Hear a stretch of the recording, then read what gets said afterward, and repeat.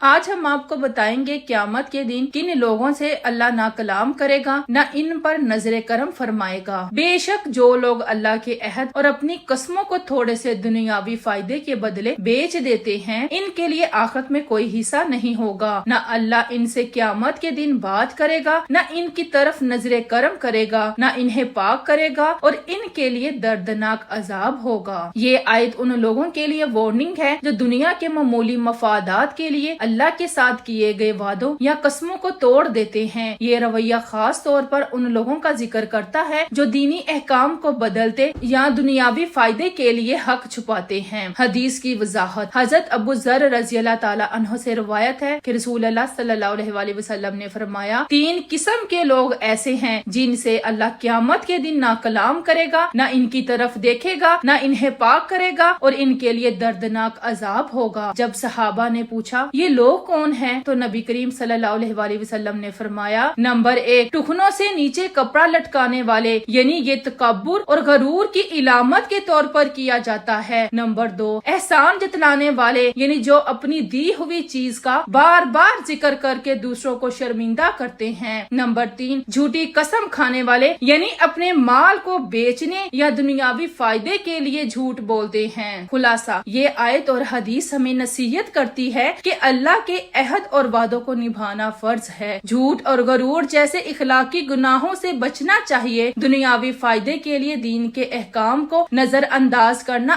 آخرت میں شدید خسارے کا باعث بنے گا۔ اللہ کی نظر میں عاجزی، سچائی اور احسان بہترین صفات ہیں۔ یہ تعلیمات ہمیں اللہ کے قریب رہنے اور اپنی زندگی کو بہترین انداز میں گزارنے کا درس دیتی ہیں۔ Guys, if you like my videos, please support me. جزاک اللہ۔